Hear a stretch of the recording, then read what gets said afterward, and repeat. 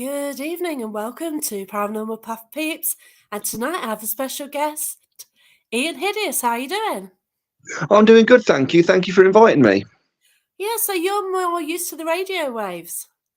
I am. It's people don't normally see me, but they are That's tonight. right. They are tonight. So yeah. So it's a chance for everyone to actually see you and welcome. So Thank you very much.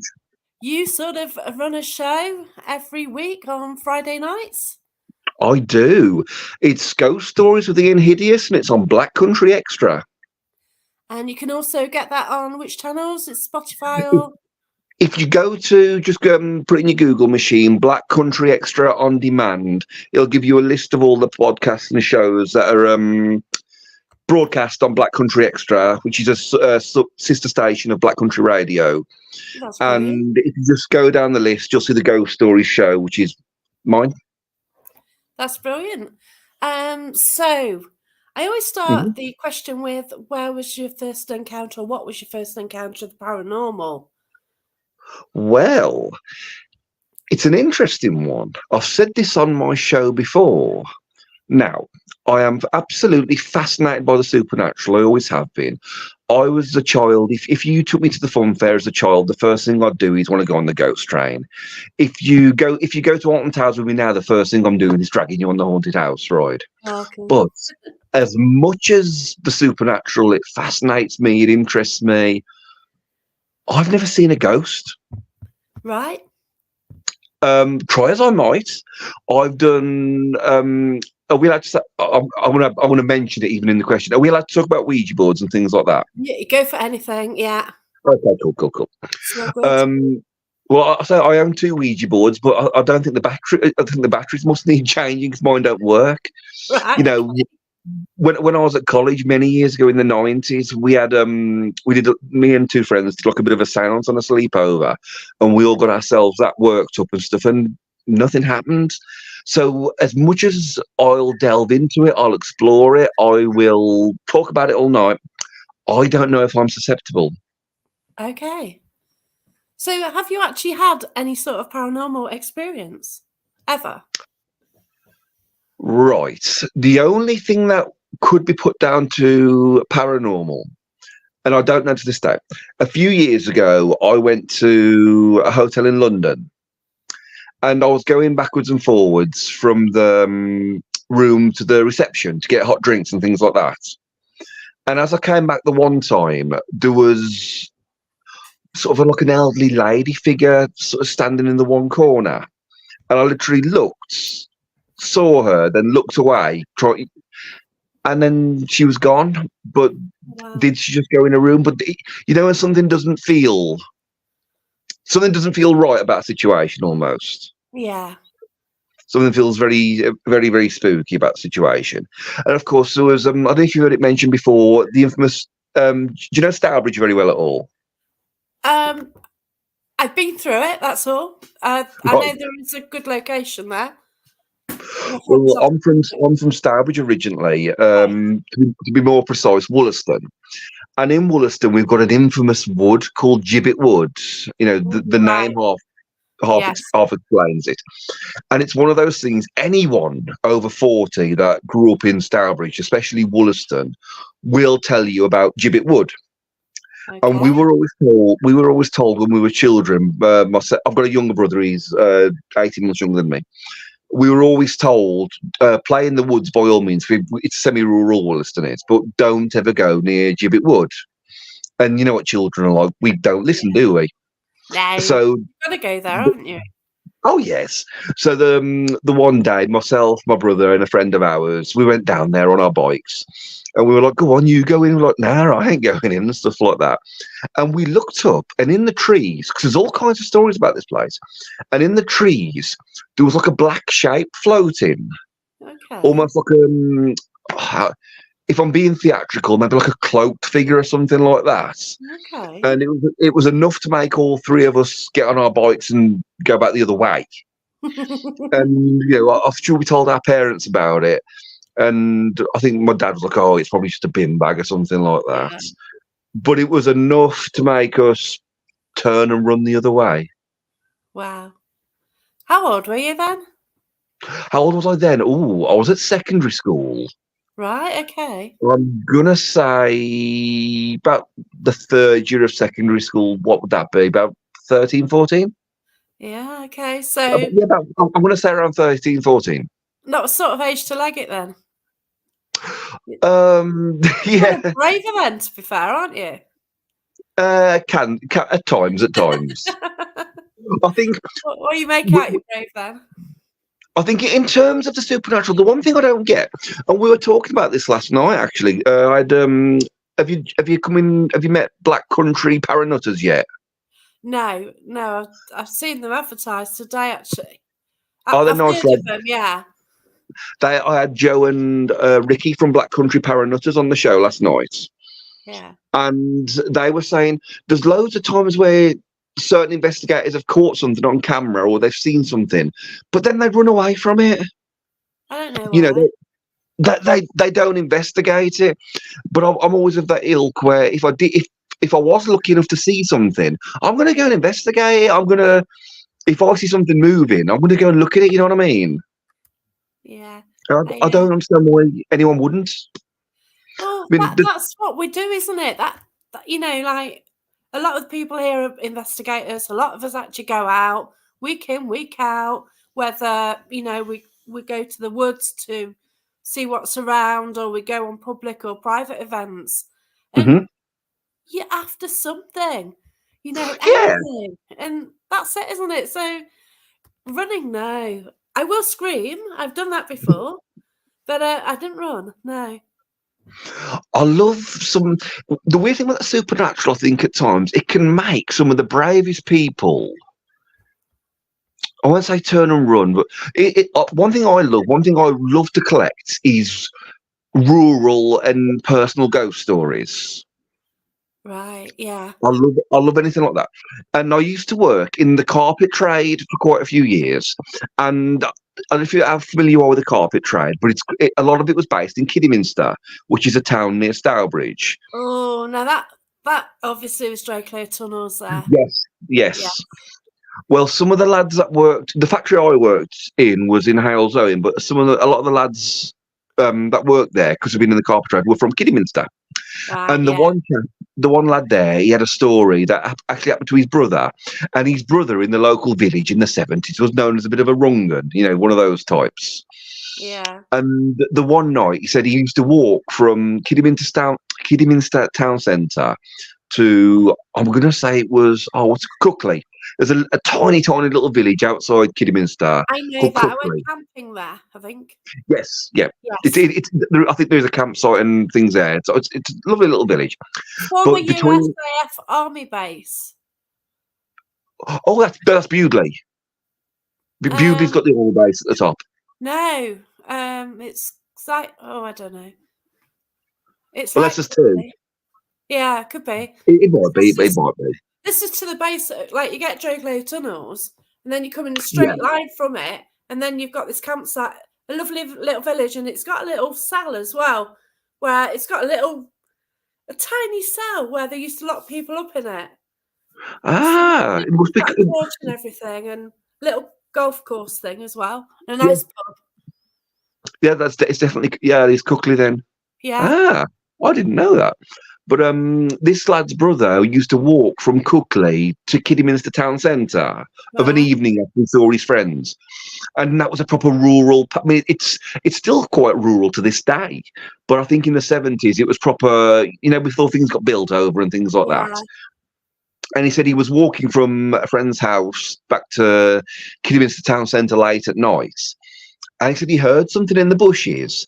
And he was the type of man, had that have been a man, he would have faced them. He would have said, "What you doing?" or something like that. yeah. But he said he just had this feeling come over him. And he said he just ran. He just and from that day on, because I say I work with his brother, he said, if you ever even mention something as silly as, "Oh, should we watch a horror film around this guy?" No, just shut it down immediately. And Awesome. well, that's when that's when you almost know there's something in it Yeah, by that's someone's right. reaction. There was again, I'm going to come back. I will jump from subject to subject. Forgive me, It's all but good. Another person that works at the carpet place, her husband was a bit of a miserable person, and he had a spooky story.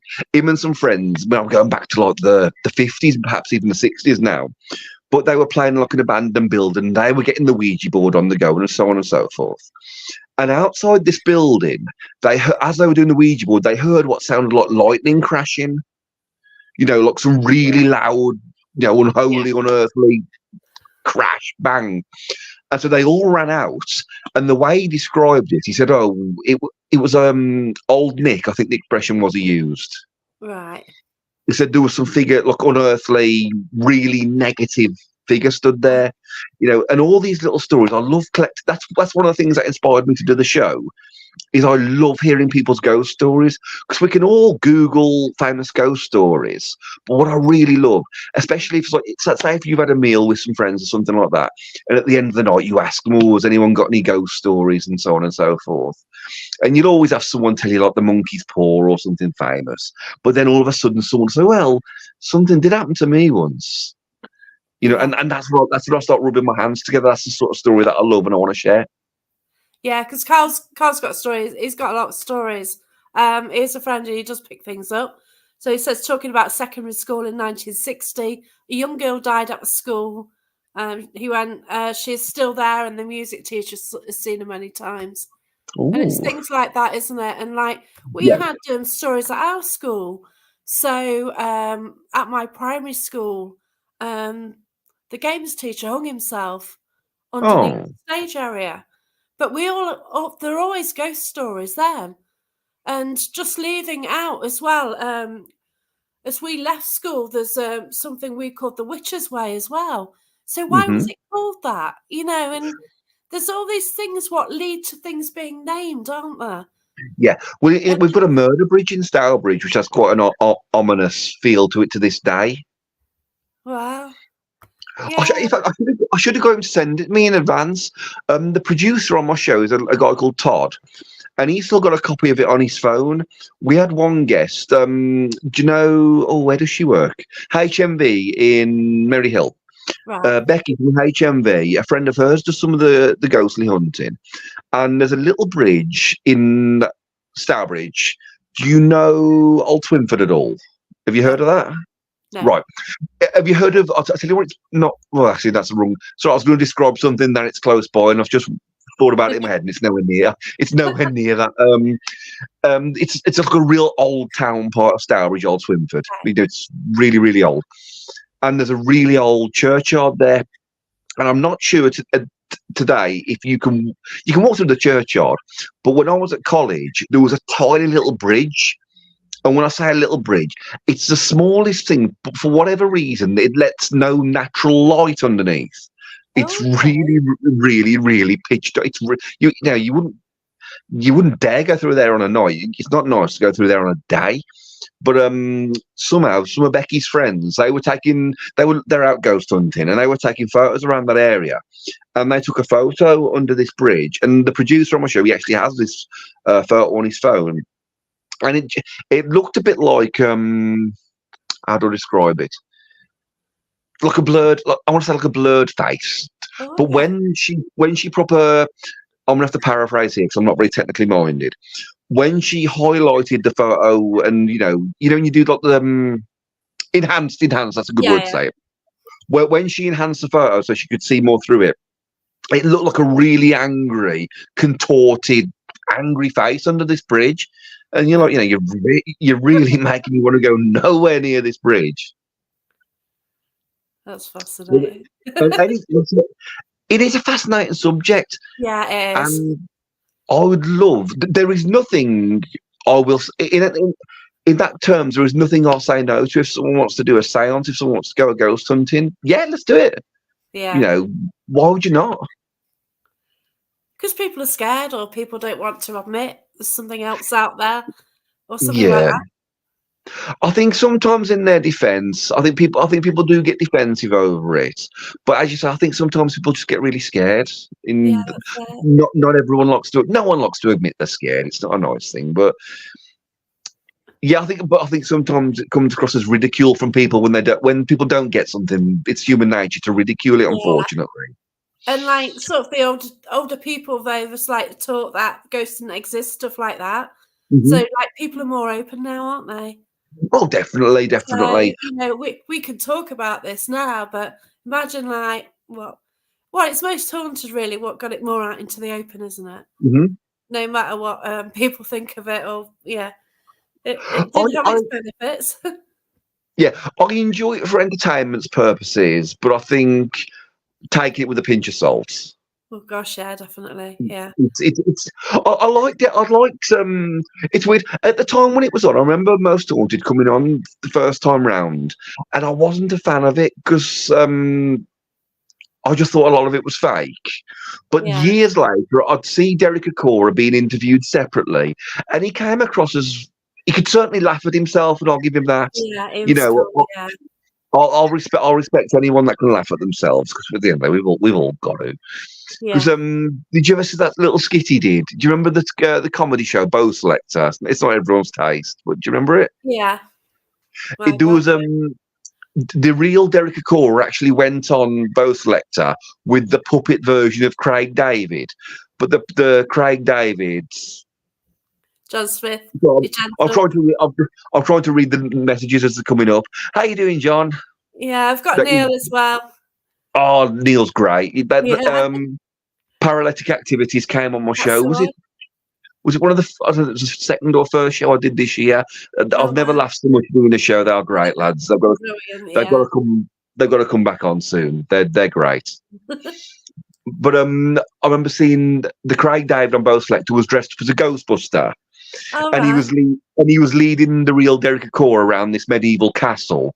And whenever Derek Acora was saying about an event that had happened, or where people had seen spooky stuff, Craig David was giving it, oh, I'd better turn my proton pack on.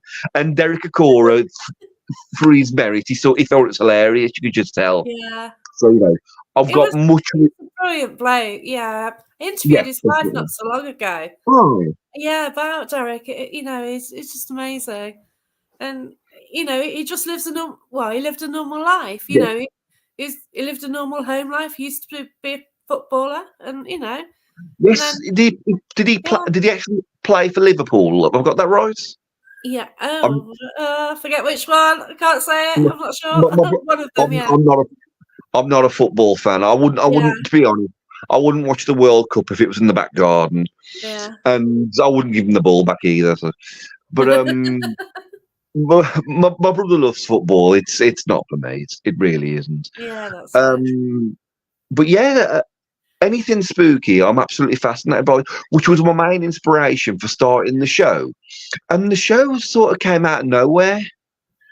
And I had experienced public speaking because I mean I'm 44 now, and I've been doing bands since I was 17.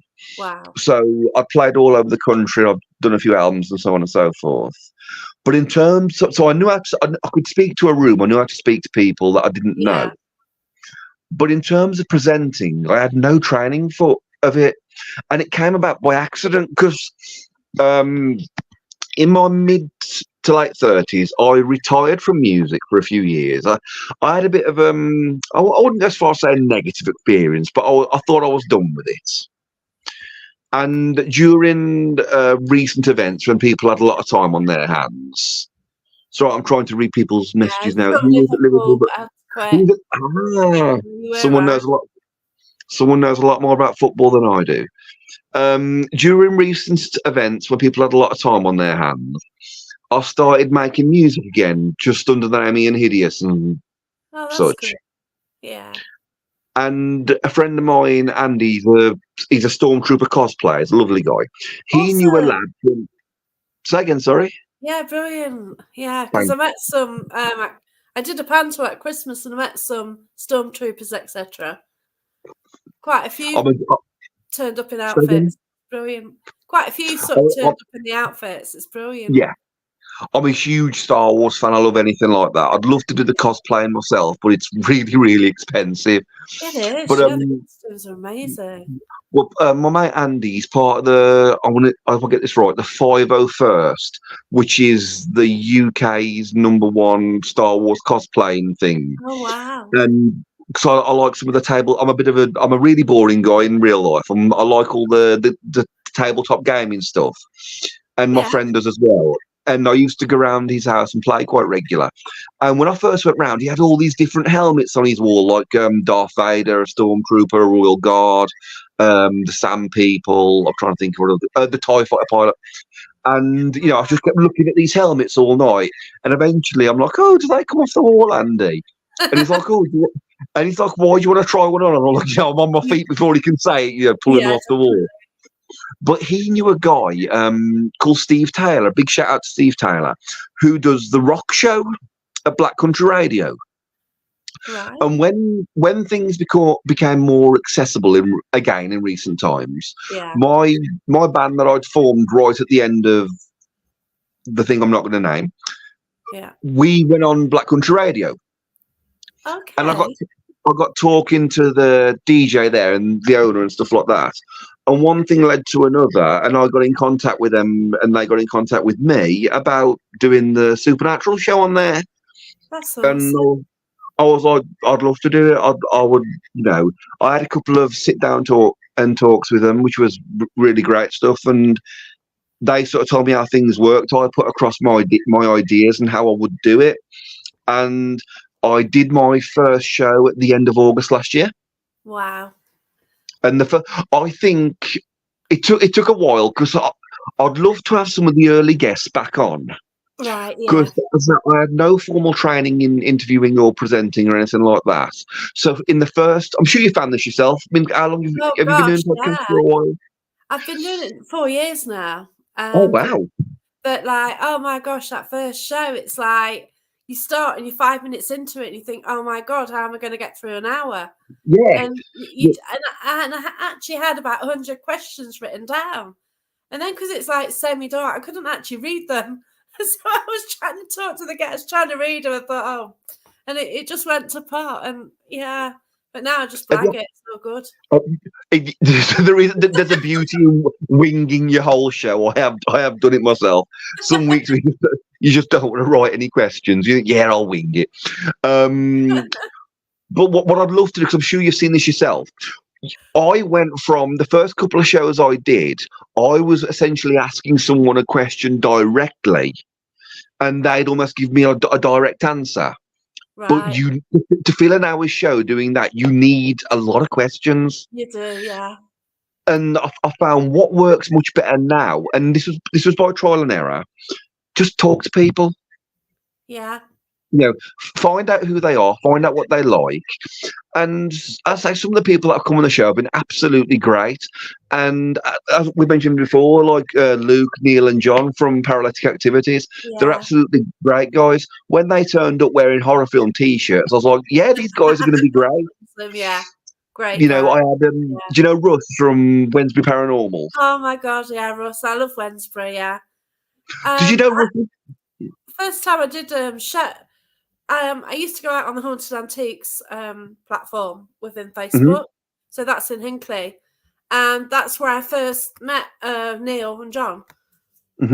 Because they went out onto that platform as well. And right. I know Russ and Wednesbury because I went ghost hunting with them about 4 or 5 years ago. So I do meet up with them when I can. And I do their events. So yeah. Did you know Rusty? Did you know Rusty's doing a show on Black Country Radio? Yeah, I've seen because I'm his mate. Yeah, he does. Is it a rap show? I can't remember. I have heard it. The guy who produces my show, Todd, is the same guy who produces Rusty's show. So I do get, if I'm in the studio after Russ has done it, I do get to hear it sometimes. But I don't think Russ is. Now I've said this, he probably will be. I don't think Russ is on demand yet. Because every so often the web.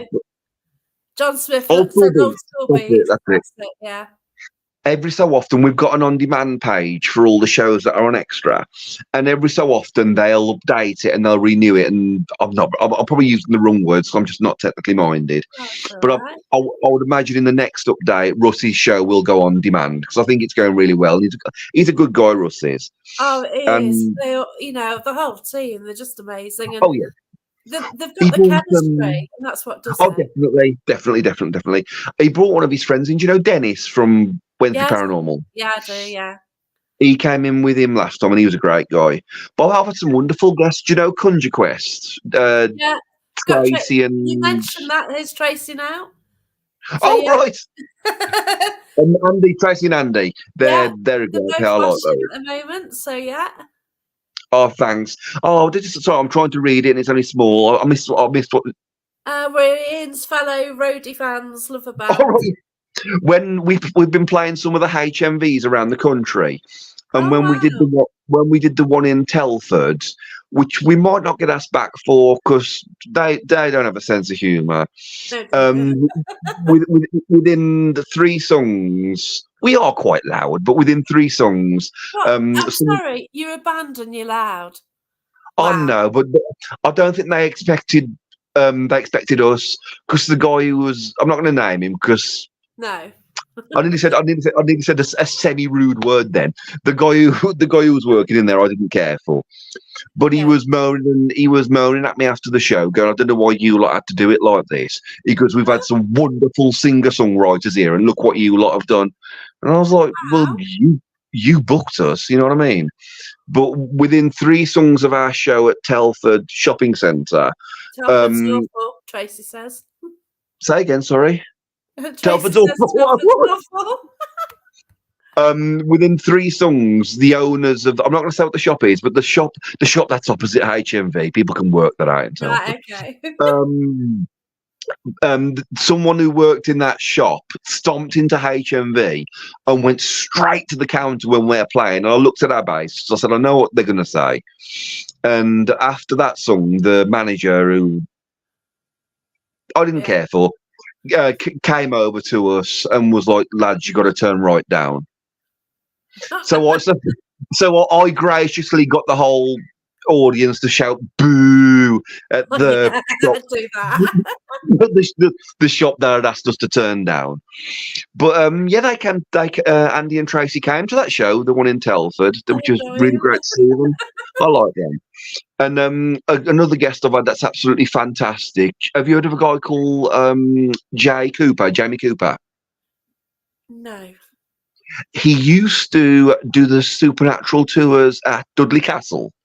Oh, Like okay. Right. he'd take the groups of people round, and he'd tell them the history of it. He's really, really good at history. Jamie is. But the weird thing was, it's the old small world thing. I knew Jamie a little bit in the 90s because he's been involved in live music the same way as I have. Cool. And Jamie in the 90s, he probably tell you the dates, I can't tell you the dates off my head, was the singer of an Alice Cooper tribute band, a really successful one around the UK. Right. So he to this day he still sings. He's much better singer. I basically scream my lungs out. Jay's a real singer. He's much better singer than that. You in what are you in the band then? Do you do I the open singing? I open my mouth and an awful noise comes out. I do play guitar and I play bass as well, but in this band I sing. Oh, that's brilliant. I'd love to be able to do that. It's I really practice. would. To be honest, I think there's not many people that can't sing in tune.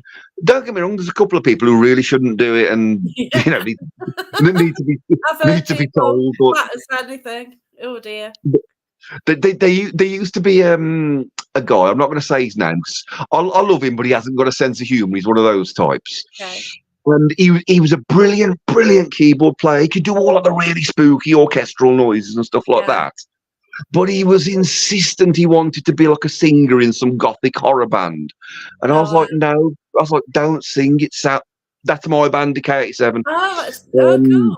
Okay, it's 7. This guy, he was insistent he wanted to be a singer. and I'll try to be diplomatic. I'll always try and be diplomatic. And I was like, I was like, to quote, as a great man, Alan Partridge once said, "Don't sing; it sounds bad." And and it led, But there's not many. I think if you practice, I think the key with singing is finding your own voice. Yeah. I mean, I'm a huge. Do you know the band that wear the face paint, Kiss? Yes. Also. I'm a huge Kiss fan. I'm a huge Kiss fan. Yeah. Kiss are the reason I make music. That was what, as a teenager, made me pick up a guitar as a 14-year-old. That's when I bought a Kiss video. That's why I wanted a guitar for the following Christmas. Enough the And rent. Oh, Partridge. That made me want a guitar. That's why I do music to this day. That's what's led to the Ghost Radio show.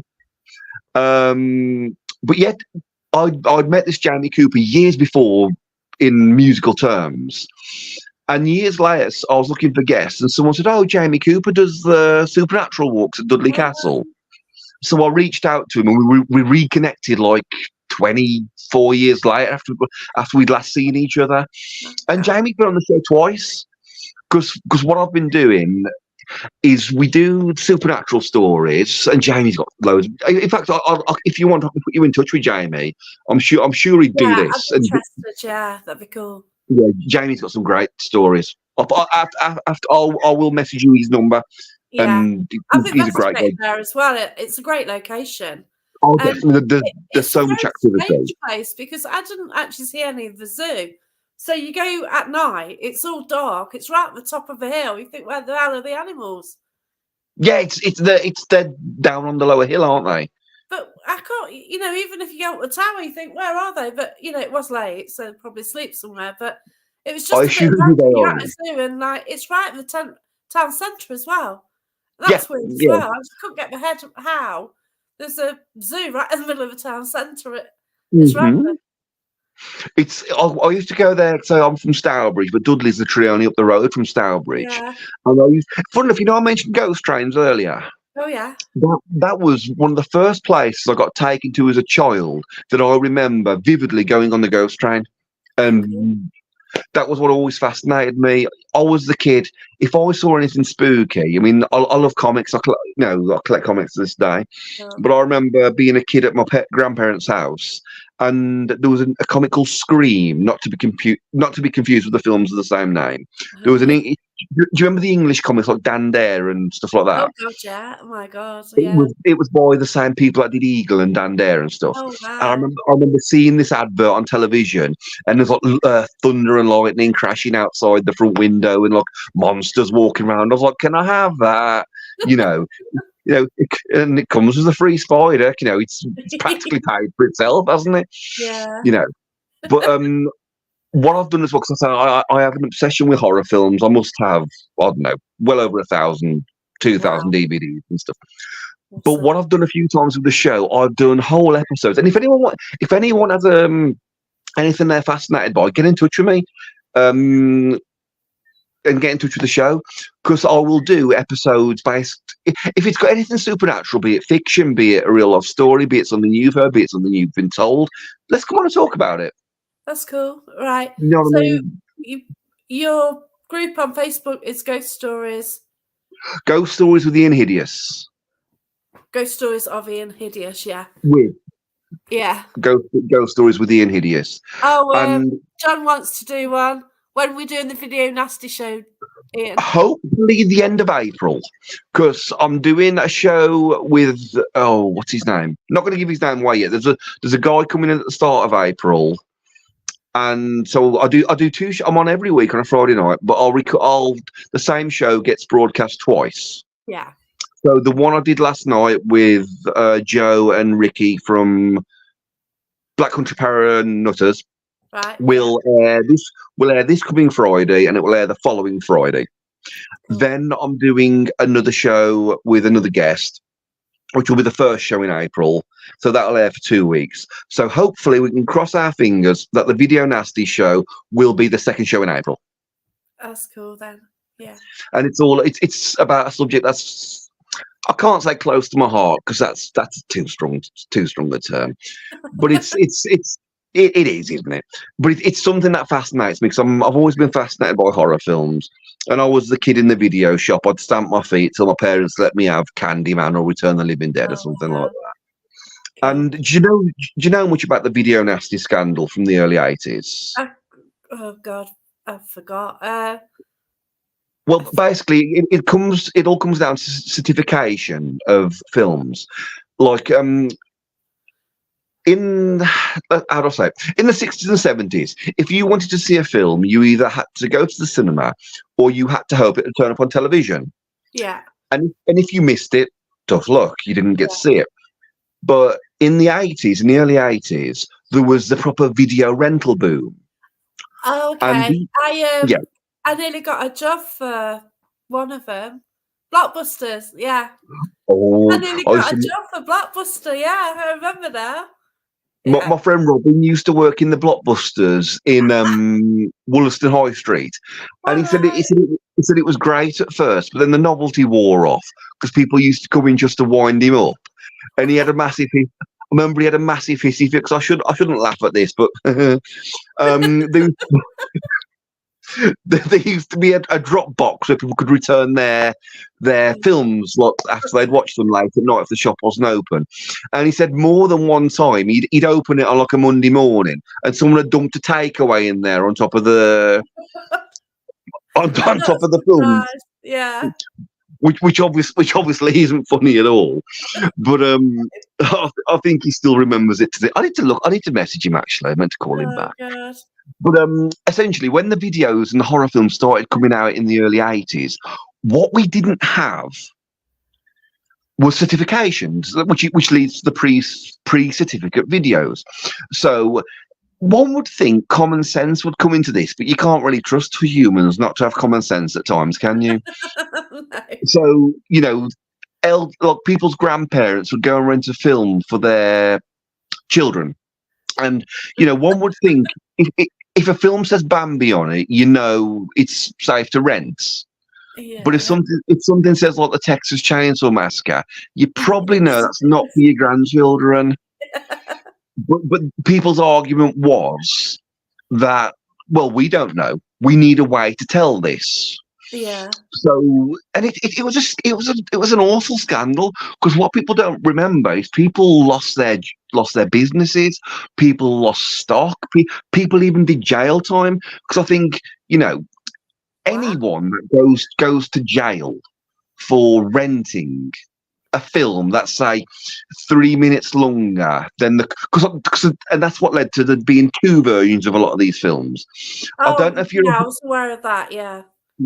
I mean, a famous film from it is like, have you ever heard of a film called The Evil Dead? I'll use that as an Yes, example. yeah. There are multiple big box. When I say big box, the old ex rental boxes. There are multiple releases of that, and they all have different running. Not all, but a lot of them have different running times due to Yeah. how cut the film was. Yeah, got Now, you. if a video shop owner in the early 80s was renting a copy of that was say 2 minutes longer than the one that had been deemed acceptable, he could go to jail. Oh my God. And I think that's the idea of anyone going to jail for renting a It's fictional film yeah. is ridiculous. But people did, Wow, you I never know. realised that at all. No. Well, there's a funny story that a friend of mine tells. He's a little bit older than I am, so we can remember it much more vividly. The classic, the proper. I'm going to use an Americanism term now. The mom and pop type video shops. Yeah. And he says he vividly remembers being in one of them, and there was an old lady in there, like a real little old lady. Yeah. And I think she was saying to the person behind the counter, "Oh, I think I'll try a horror tonight." And in her hand, she had a copy of "I Spit on Your Grave." So, I'm sure she was in for a really interesting night that night. And it fascinates me. It fascinates me. It really, really does. So what I've done is for some of my episodes, I've done whole episodes based on certain horror films and Oh, brilliant. certain. Do you remember the infamous Ghost Watch of 1992? Oh, yeah, I've just written a book. It's going to be published soon, and I do actually mention Ghostwatch. Oh, I love Ghost Because Watch. we love them, didn't we? They were characters. we knew them. We watched them on TV, and then Mhm. you Well, know, that and that was the thing, wasn't it? I didn't know it was a documentary at the time. it wasn't a documentary; it's a film. Yeah, That's what caught people off guard. I thought, Is like, we didn't have Radio Times or anything. no, that's it, because the So we radio just kind of time. watched it, and that was it. And then you think, Mhm. well, we didn't realise that. We thought it was real, like a lot of That's a people did. problem. A Yeah, lot of people thought it was yeah, real because it caused. I think to this day, is it? I think it's. I might be wrong because it may have come off in recent times, but I think it's still on the BBC's blacklist to this day.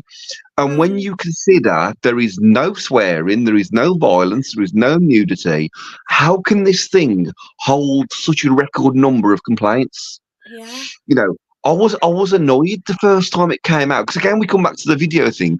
If you didn't see that, I know there was recording things then, but if you didn't see Ghost Watch when it was on the first time, you missed it because the yeah, BBC were in no hurry to show it a second time. And I remember the night it was on.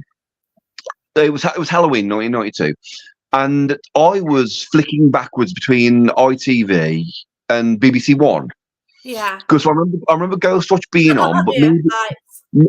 me yes pipes me being me wanted to watch The Fog, which was on Channel 3. Oh Check gosh, out Night of the Demon, the cryptid one. Yeah, I've seen Night of the Demon. That has. I'm not going to say it because this is a family show, but a friend of mine, Mark, once said, "Oh, Ian, you've got to watch Night of the Demon. There's a scene where a man has something happen to him, and he told me what it was. John will know what I'm talking about." yeah, And yeah, I'm like, Mark, I don't want to watch that. yeah. Okay. And he tried to say anyone, if John's seen the film, which I'm sure he has, he'll know exactly what scene I'm talking about. And I was Everyone will like, be Mark, checking YouTube now, won't they? say again, sorry. Everyone will be checking YouTube now to see if we can Yeah, find yeah. the scene it. Oh. But I'd love doing episodes on films. We recently did one on Susan Hill's The Woman in Black, Right, yeah. which I think is arguably the most scariest ghost story ever written, Hmm. in my opinion. Have you seen The Woman in Black? I have, but I'm a bit rubbish at remembering films.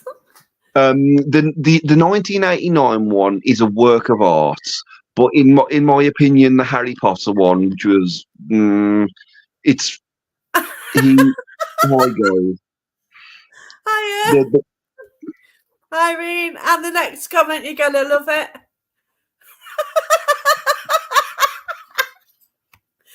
There you yeah, go. that's the scene I was talking about, John. That's how a friend of mine, Mark, tried to sell the film to me. Because you've got to watch it, Ian. A bloke, and I was like, I don't really want to see that. Bless him. In fact, I'm still, I've got him 90% convinced. And John, if obviously John's coming on to do the video analysis episode, but the guy who actually encouraged me to watch Night of the Demon may be the other guest on that episode. If I can convince, he's about 90% convinced to do it. I think he's a bit. I can say it on this because he doesn't know I'm on this. So did John. I'm trying to get. I think my friend's a bit nervous about speaking on an episode coming on the air. Oh, bless him. So, but he has a far better knowledge of the subject than I do. So Yeah. I'll be sat there with a book in front of me or something like that. That's cool. But yeah, anyone out there, if you can if you contact Ghost Stories of Ian Hideous, get in touch. And it's great fun. We have a full working radio studio, and it's a lot of fun. Oh, I'll brilliant. say I've got a producer because he's much better at pressing all the buttons than I am. Because Todd's fantastic, he really is. I've looked the other week. Todd wasn't very well the other week, so Lee stepped in and helped out. And I was trying to learn how to do some of the buttons and stuff. I have not got a clue. I wouldn't be able to, no. Do you know, like it's like going in the tart. We loved it, pal. Fantastic. They were great guests. Amazing experience. Going, Tracy says. Yeah. People are being very nice tonight, aren't they? That's very good. You know what? I will try and get to see you sometime. And what I'll do is try and come and see you and then go off to investigate the castle afterwards. Yeah, If I'm going as all that long way, because it's like about 1.5 hour drive from here. as, So I'm in Nottingham. So yes, time I went because to Dublin, the late drove. So that was good. normally we record on a Sunday evening, but if I always know in advance when the guests come in. If I Yeah. know in advance, we can always fit it to whatever time works for you. We Yeah. can, because we always book the room in advance, so we Yeah. we can work it for guests and stuff like that. But yeah, Yeah. there's been some great guests, and hopefully some great stories to share. I'm guessing, do you have supernatural experiences of your own? Are you a believer, Jackie?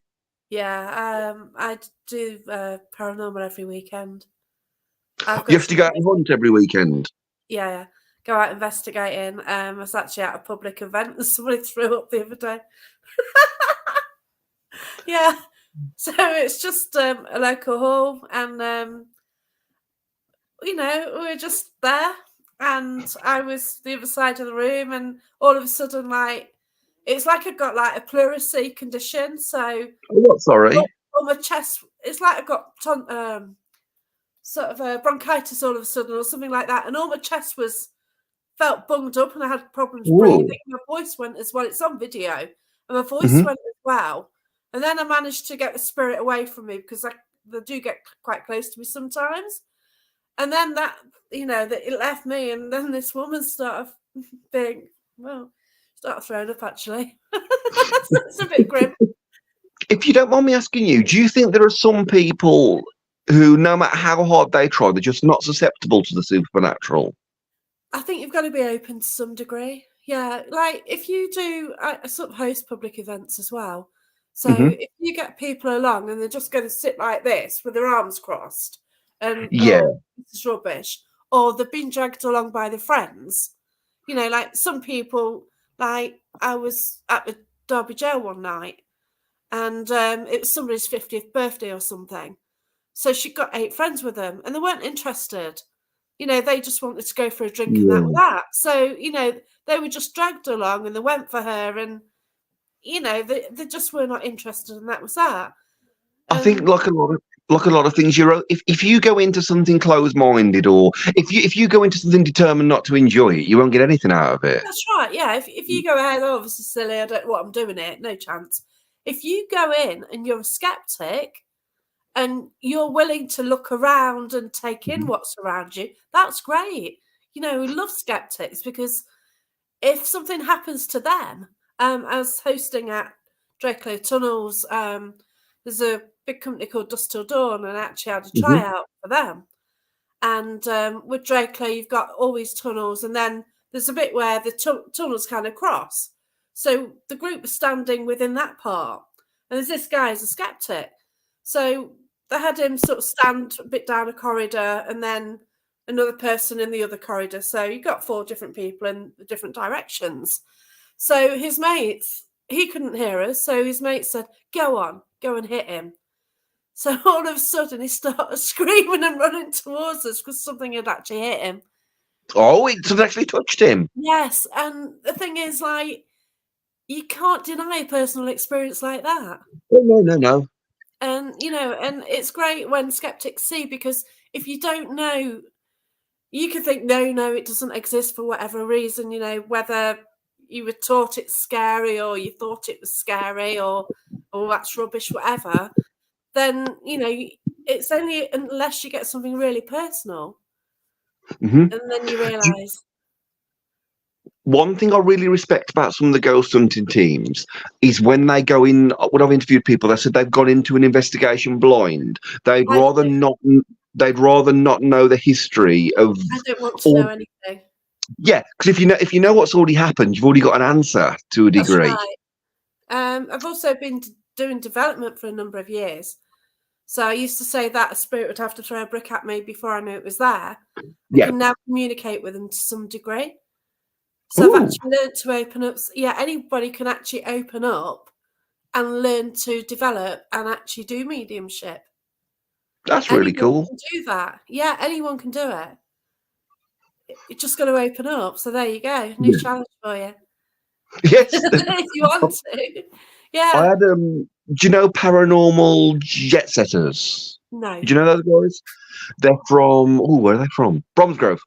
I had Right. Paula and Jerome. I had those on my show, and Paula's done a lot of medium work. She was an interesting person to talk to. Yeah. So it always fascinates me. I'd love the only medium I ever didn't get on with. I'm going back about 10, 15 years now. I'm not very good with time. I thought I thought it was last year the other day when someone Oh, asked me wow. what the date was. Yeah. But do you know the Station Hotel in Dudley? Yeah, that was a good. Is it still there? Mm-hmm. It was a good I venue. think Yeah. so. It was a couple of months ago because I went through Dudley. Yeah. Me and a friend went to a psychic night Right. there, and one of the worst ways. And I'm sorry, I want to get a little bit animated now. Right. I don't like people taking advantage of people. No. That is a massive no with me, and I can be outspoken, and I'm all for a laugh and a joke and everything like that, but don't pick on people. That's a no. And we Yeah. were at the we were at this psychic event, and the woman that was doing it was going around the hall, and she wasn't having much luck. You know, the spirits weren't talking that night, and so on. And all of a sudden, she went to this elderly person that was sat behind me and a friend of mine, and she said to them, "Oh, I think I've got someone coming through that wants to talk to you." And he was like, "Okay," because they know what to look for in certain people, don't they? Whether Mm. they know who may be, for want of a better word, vulnerable. And she was saying to him, "Oh, yeah, I've got an elderly person coming through. Right. Does that ring any bells? An elderly person?" Oh no, I've never known an elderly person ever. Yeah, Just they're hard to people. come by, you know. And Oh God. I'm sort of looking round, and she goes, "Yeah," and she goes, "It's a man," and she goes, As your father passed over," and the guy himself's got to be about 70, and I thought, well, I'd imagine so. Oh yeah. Yeah. And she goes, "Oh, he liked his old-fashioned things, didn't he? He liked his pies. He didn't like none of this new stuff." And the guy's in floods of tears, you know.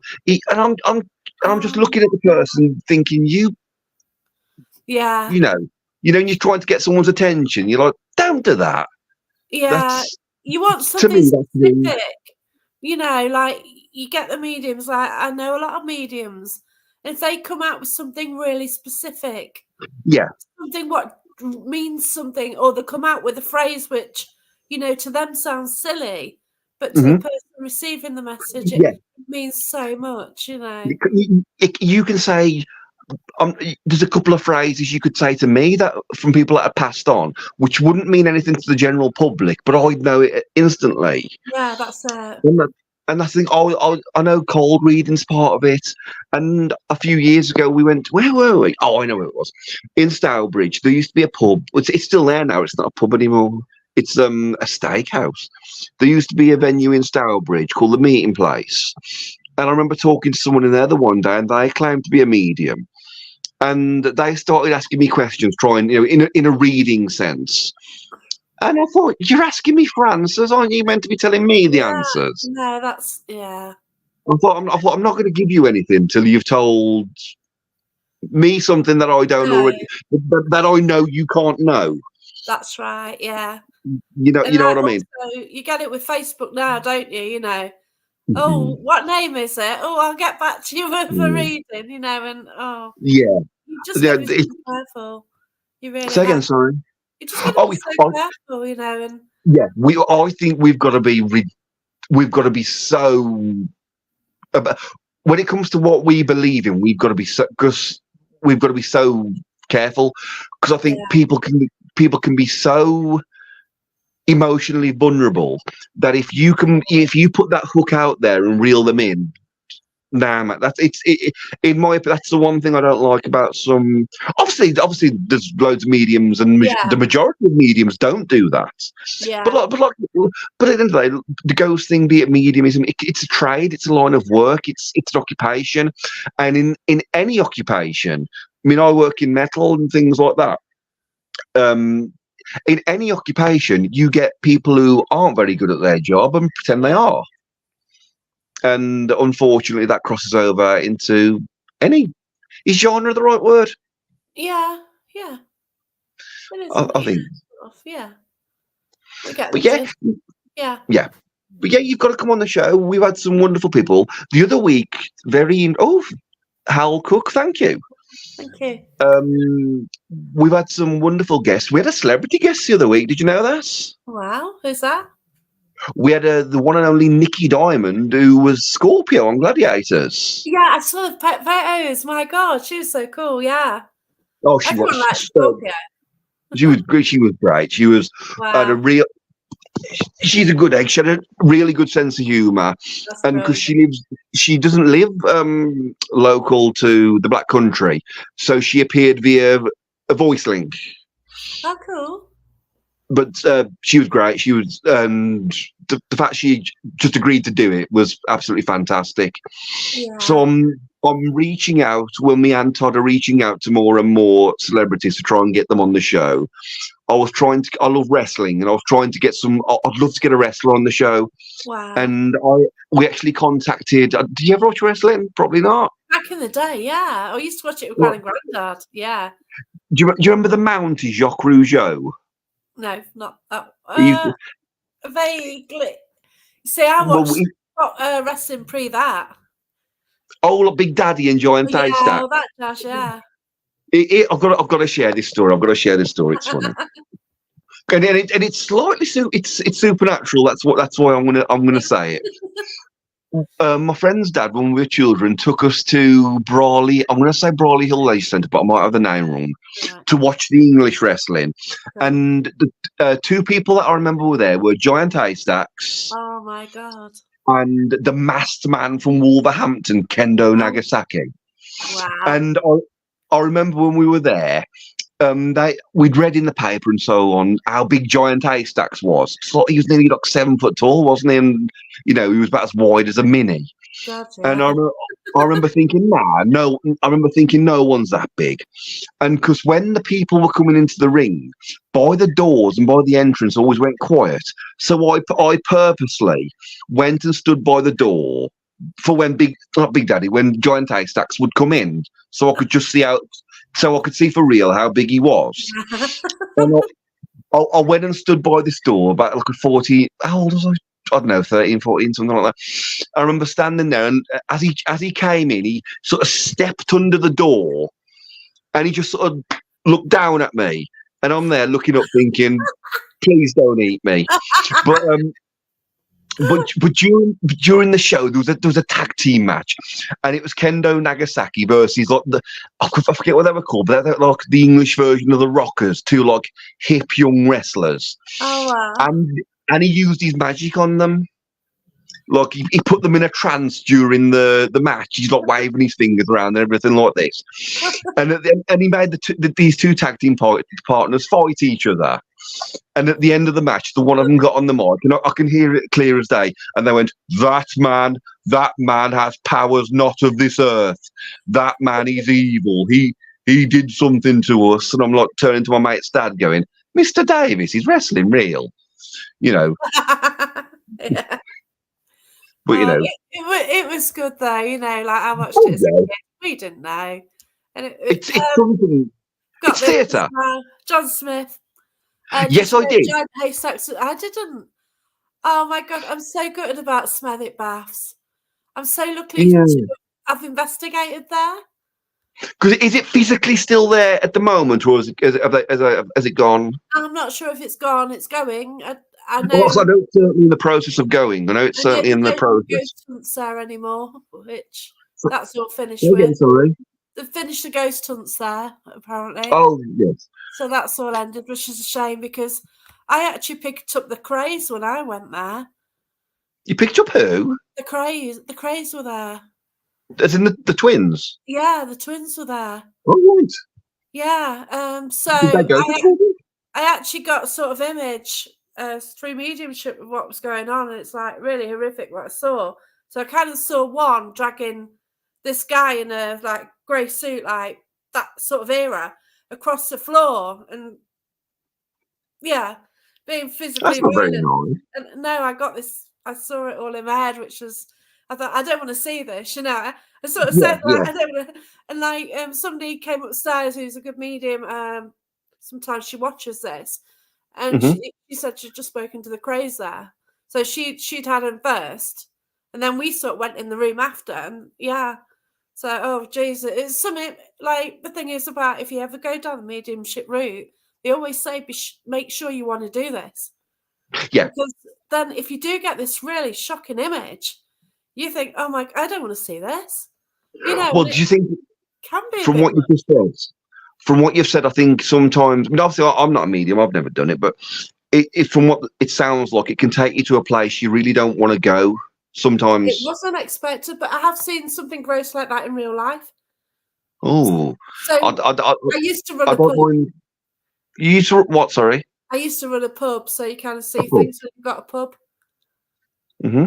Yeah, you sort of see things when you have a pub. Where, Yeah, yeah, it's I can imagine. bit of a Yeah, different world, you know. You see a different side of a town from what most people see of a town. yeah. I bet there's. Here's a question for you. Have you, with Stourbridge, have you ever done a ghost hunt in Stourbridge? No, is it the bonded warehouse? Lot ghost. There is a bonded warehouse. The Yeah, that's the main one one, I've heard of. Yeah. people get ghostly experience. They used to underground boxing going on. Ah, I That didn't it know that. makes, yeah. Um, there is a pub in Stourbridge called the Talbot Hotel, Oh yes, and I've heard of that one as well, yeah. they have a lot of supernatural experiences. What I would love to do, and I need to get him on the show actually. There's a really really old pub in Stourbridge, proper Edwardian type pub. The Mitre, it's a massive pub, and the guy who runs that mic, he's had it for years now. He's seen all kinds of things there. How did Talbot Oh, work? fantastic! Awesome. I think I know I somebody haven't- else who did that. I'm sure I someone think posted that I done the think Talbot. Tracy and Andy. I think Tracy and Andy from Conquest have done the Talbot. I'm Yeah, sure they they've done have. it recently, yeah. Definitely. I know people have picked up all kinds of. I think if correct me if I might be wrong, but I think the supernatural presence in the Talbot is almost, I don't know if hostile's too strong a word, but certainly not friendly.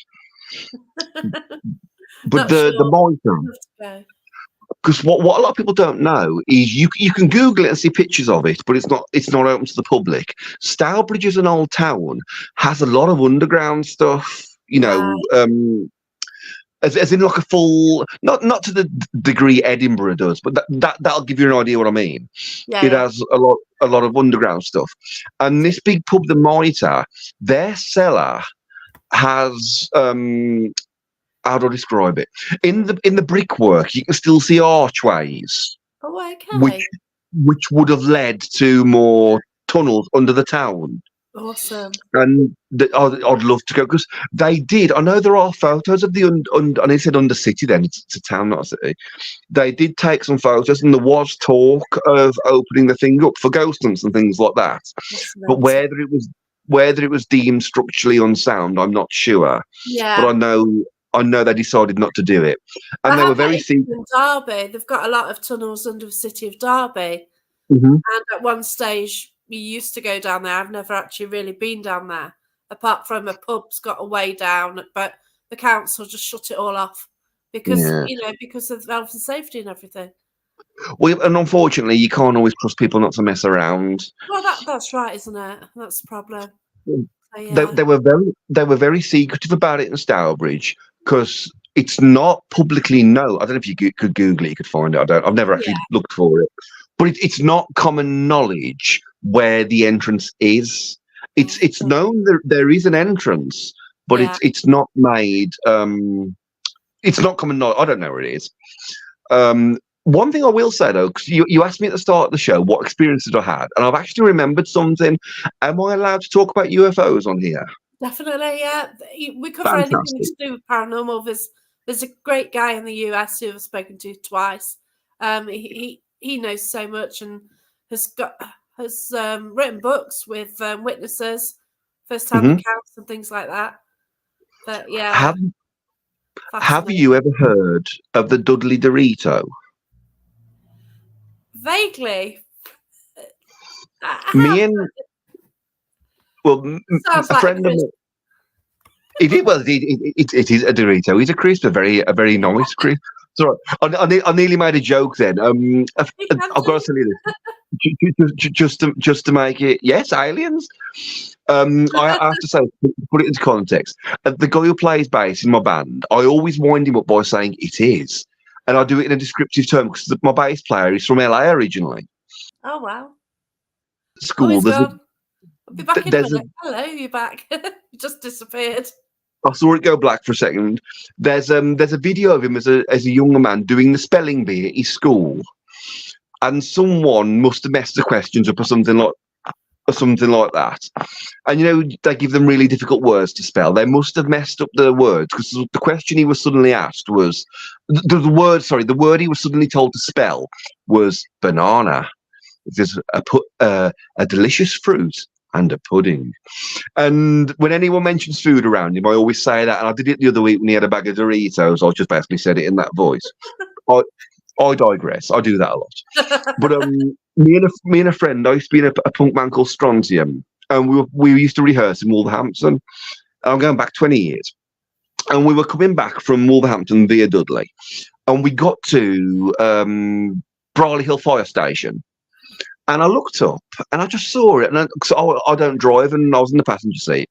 And I looked up and I just saw this triangular, illuminated shape in the sky. And what caught my attention, it was stationary, but it wasn't a helicopter because like helicopters aren't triangle. And it was like, are you a Star Wars fan I mentioned earlier? Yeah. Do you know the Star Destroyer at the start of A New Hope, the big Star Destroyer? It was like looking up and seeing something like that. Wow. And I just looked up and I was like, what's that? And I knocked him because he's a bit of he's not the sharpest in the box. I was like, look up. And he saw it. He was like, whoa, bloody hell, what's that in? Ooh. Wow. And we were like, what is it? We parked the car and we were looking at it. And we thought, man, what have we seen? And a good 10 years later, I was talking to a friend of mine and we were talking about UFOs and stuff. And I said, yeah, me and PK saw something driving through Dudley. And I said, oh, and I only said it was like a triangle shape. And they were like, you've seen the Dudley Dorito? And I was like, you what? And they were like, yeah, loads of people have seen it. It's been seen. And it's weird. When it's another supernatural connection, a loose supernatural connection. We did a haunted, I say haunted in connotations, a photo shoot for my current band over Witchbury Hill by Hagley Monuments. Right. And we had our very own woman in black come over to be part of the photo shoot, Leela. And her brother, because she's from Cosley, which is not far from Wolverhampton, her brother picked up the Dudley Dorito on his camera phone. Oh, wow. Like over their street. And I thought, small world. I thought how cool that was. Yeah, it's fascinating. When other people have seen it and, for it to be a known thing as well, it's so cool. Yeah. Yeah, definitely. And I just wish it had happened to me more. I've heard these stories over the years. I was just thinking of another one. UFN. So if it was a UFN, unidentified flying nacho. I used to work at a place in Stourbridge called Stuart Crystal, the glass place, really old place, really, really, and there was loads of stories there. Wow. Because and when my mom actually worked there when she was having me all those years ago, and she said there was an old mill there and no one would go there even in the day, because there were rumours that had been used for gibbet purposes many years ago. Is it true? I don't know. But it certainly had the atmosphere of not going up there. But when I was there, me and another guy on the shift, we went down to the basement because that was meant to be haunted. Mm-hmm. And we didn't see anything, but tons and tons of people there had seen things. And I remember the one shift I was on, and I remember him saying, why doesn't this happen to me? One of the electricians, and you respected it because he was very much a no-nonsense man. Like, he was a manly man. Right, yeah. The sort of man that eats Ginsters and puts shelves up and stuff like that. And he'd been up to what my mom would have referred to as the old mill, but when I was there, it was just storage. Okay. He'd been up there doing some electrician stuff, as they do. Yeah. And he said as he was working, he could feel someone breathing at the back of his neck. Oh, wow.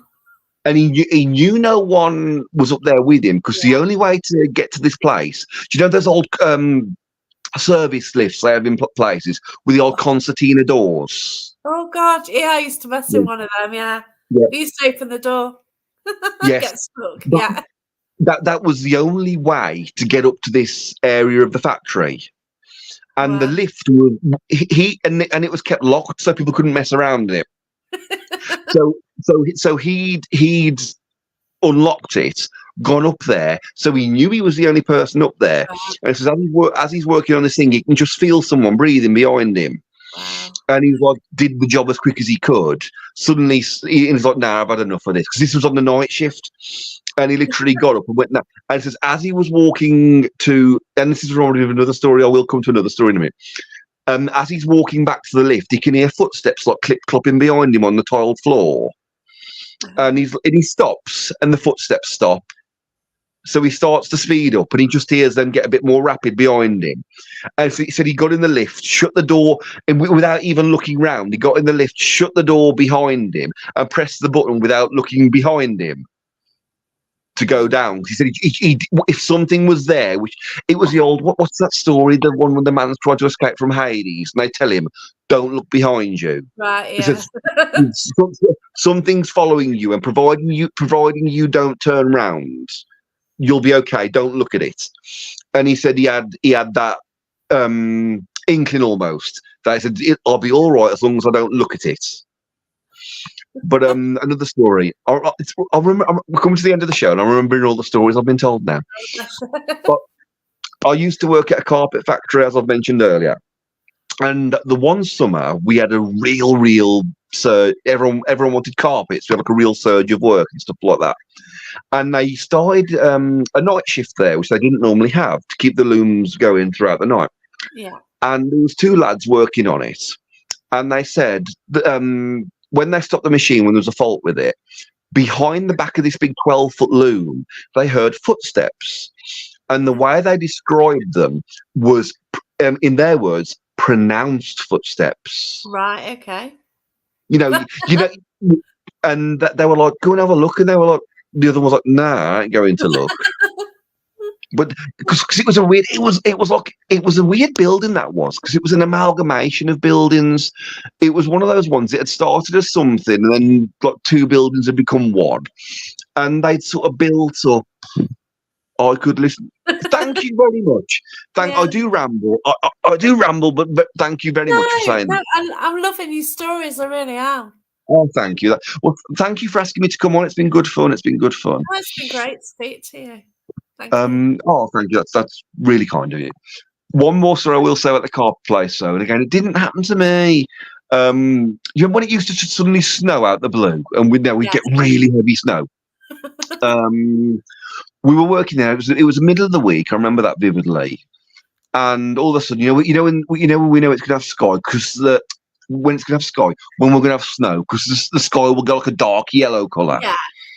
It went like that, and all of a sudden it's coming out of nowhere. And of course, I lived in Stourbridge, and I was like, "Well, I'm going to try and get back." And a few people that lived around the corner were like, "Well, we can walk back," and stuff like that. But the one guy that worked there, he was from Kidderminster, and he was like, "I'm not driving rural roads in heavy snowfall." Yeah. He says, at the end of the day, there's heaters, there's a fridge, there's a kettle, there's food.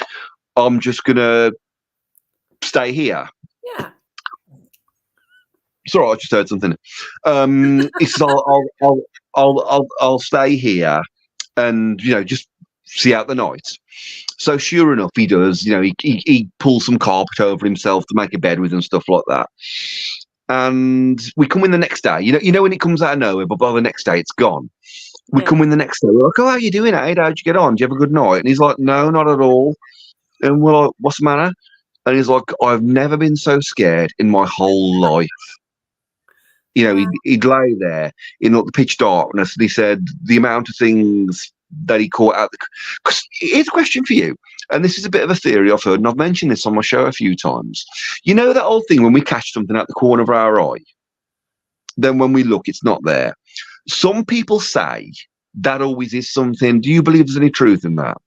I think it could be something. I saw something the other day, actually.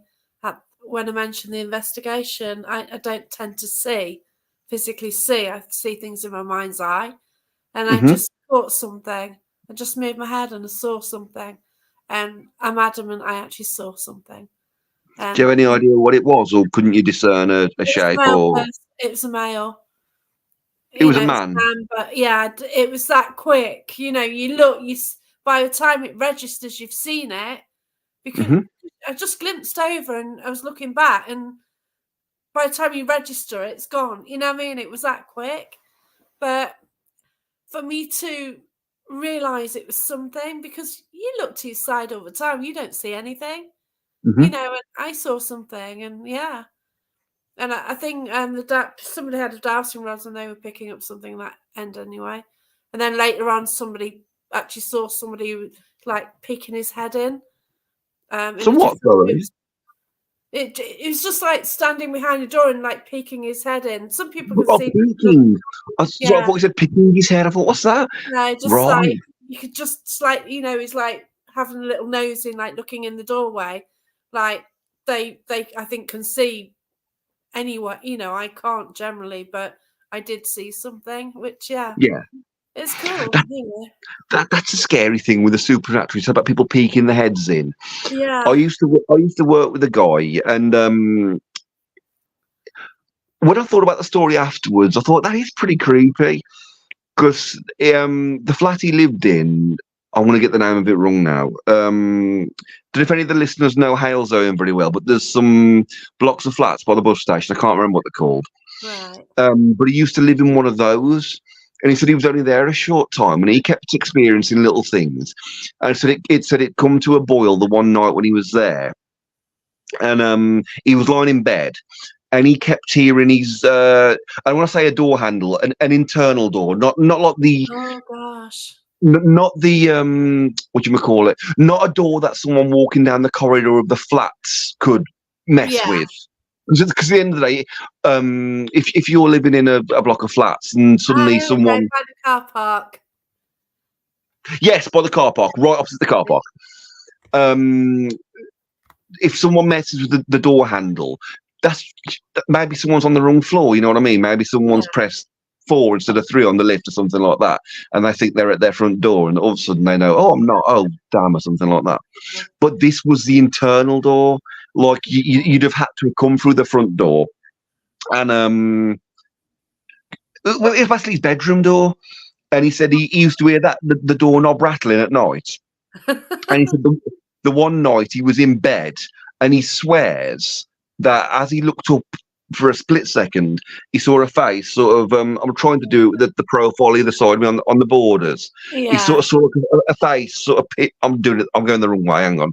He saw like a face, a face peering round Wow. round the door at him. And I'm like, why doesn't this stuff ever happen to me? You know what Yeah. I mean? He was terrified by it. And I don't begrudge him for being terrified by it. If if you're in bed and suddenly there's a strange face looking at you, that's not a good thing. No, I've had something tapping on my bed before, which was that freaked me out. Yeah. Yeah. I'd got an issue. I'd been somewhere and I think something followed me. So I went to bed and I've got something called an EDI. So it's actually got a sensor on the bottom so that if the bed's tapped, for instance, you get an orange light.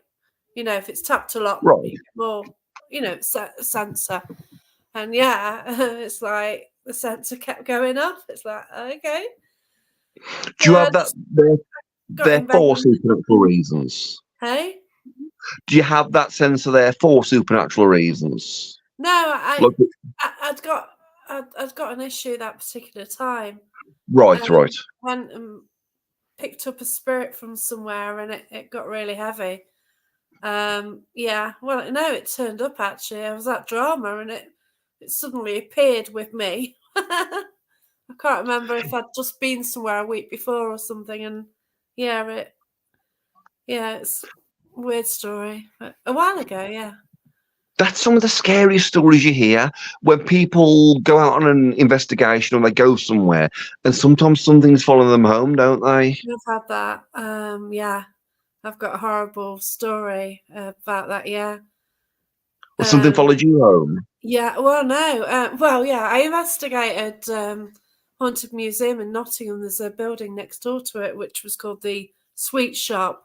So it's Hmm. the old cinema, which was then, and they've got the shop next door, but it's right near the old Nottingham Asylum, to call it something. And I picked up something the minute I walked in, a certain character. So then when we left, and I just think he attached himself to me. So then I went camping the next day to Northumberland. So I drove, packed my tent up, got caught in Hmm. Storm E&F in a tent. Luckily it was a steel frame one, but the minute I put the tent up, it was leaking. But I never felt so down in my life. I was so, Oh, to be on holiday, but I know it was bad conditions, but I'm used to camping in all weathers.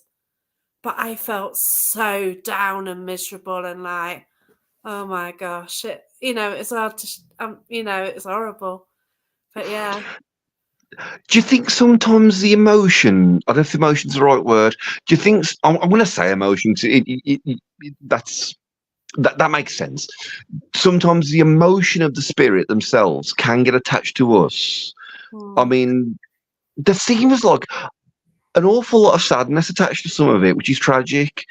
yeah, And by all means, you got to feel sorry for them. But as much as you feel sorry for them, you don't want them following you home. You know what I mean? God, no, no. It was weird. It's because I actually picked up on it the minute I walked in the building.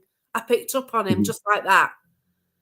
And then throughout the night, his story came through, not just to me, to other people.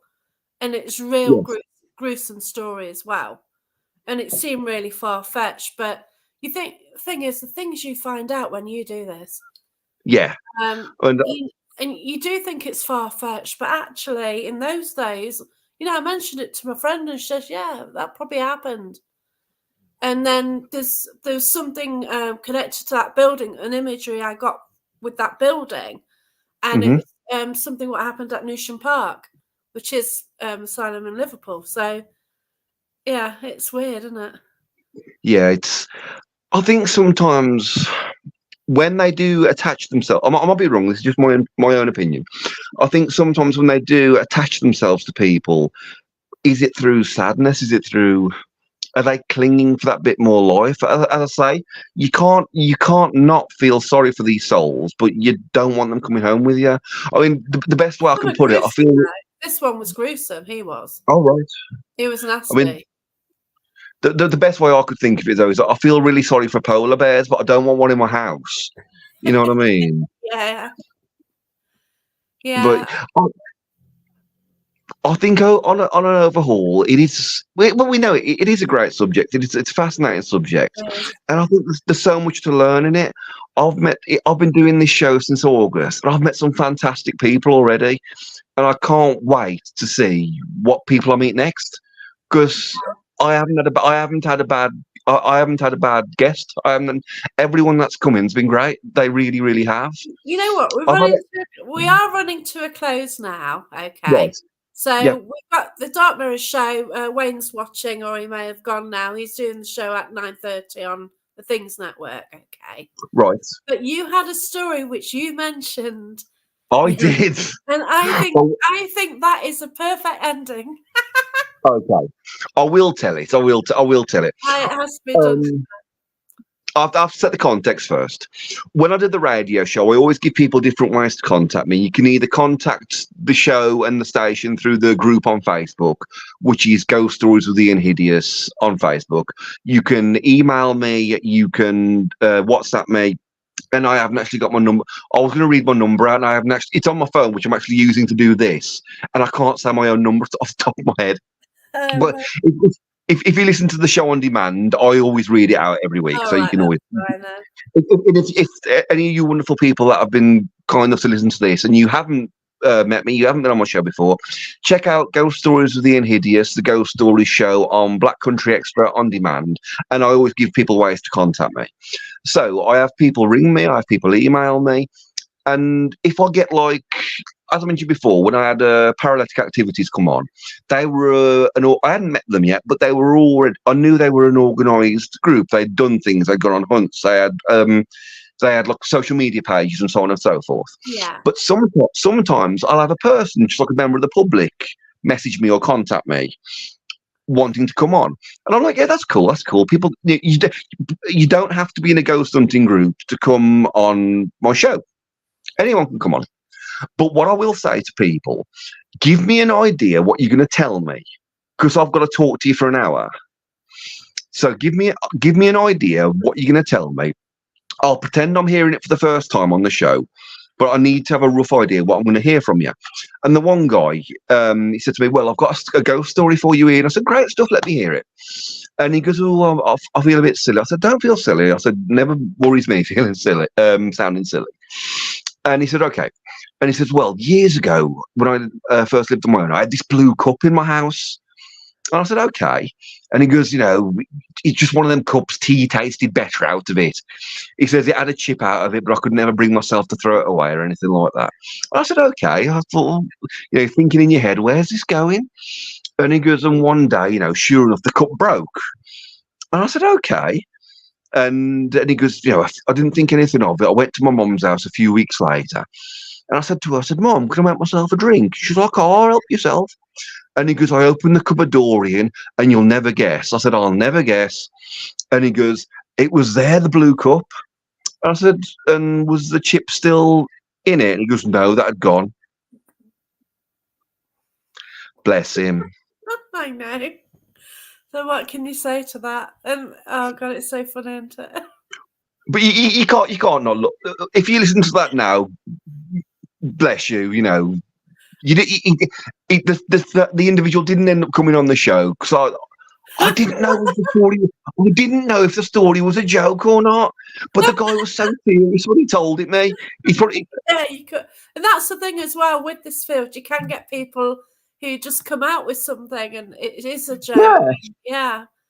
Because they can take the pee out of you, and actually, if you experience things, when you're waiting for a punchline, and you're thinking, is there a joke coming? And you're thinking, no, he's being serious, isn't he? You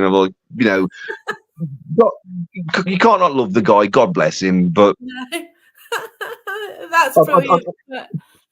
Yeah, but I want to thank you so much. I want to thank everyone who's commented. But it's been absolutely awesome. It really has.